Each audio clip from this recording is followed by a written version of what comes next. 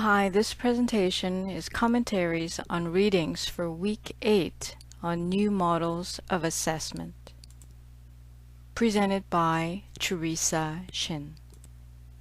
The readings for this week delves deeply into various frameworks and thoughts on the issues surrounding assessment of multimodal creation. Considering developmental growth as a key principle in the assessment for learning, Wyatt Smith and Kimber looks at a number of possibilities, such as negotiating the scope of indicators of quality, and they also looked at the fact that traditional rubrics are no longer appropriate assessment for multimodal texts. For example, Reed had stated that in most cases, each rubric tended to diminish or flatten what had been achieved in the presentation.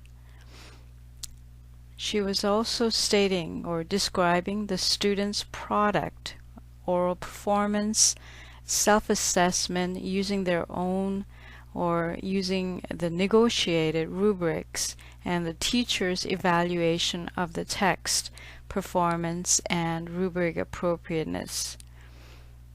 By this rubric negotiation process, she also stated that there was a shift from a magical performance to something mundane. As a result, much thought and reflection needs to be considered when assessing creative work. Wyatt Smith and Kimber plowed on in their search for a framework for assessment nonetheless. They felt that consideration should be given to the processes of production and technology applications. And Beach, Clemens, and Jamson also stated that formal mechanism for engaging in ongoing reflections fosters metacognitive awareness essential for learning.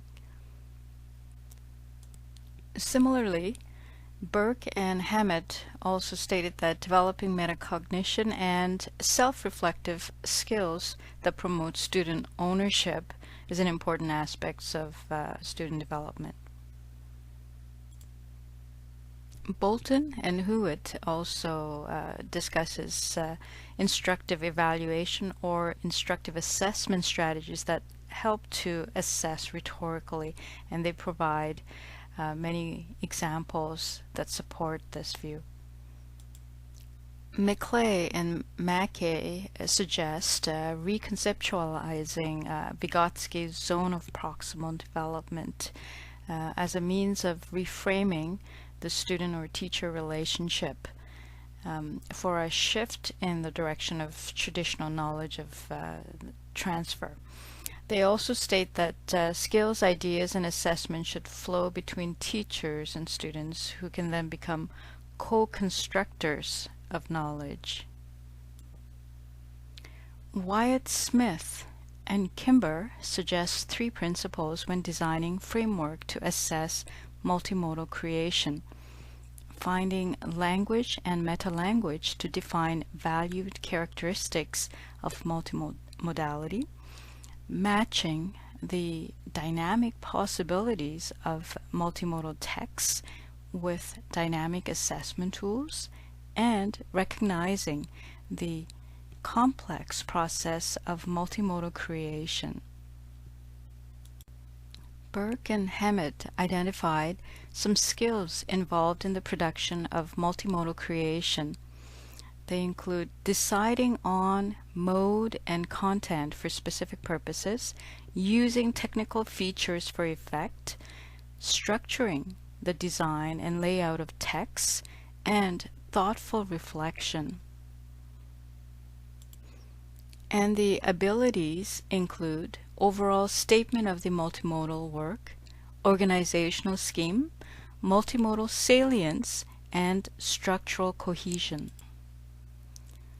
In summary, some of the pedagogical thoughts brought forth in the reading worth noting include a means of reframing the student-teacher relationship, a shift in the traditional knowledge transfer, which may mean that teacher-student would be co-constructors of knowledge, being a learner and a teacher.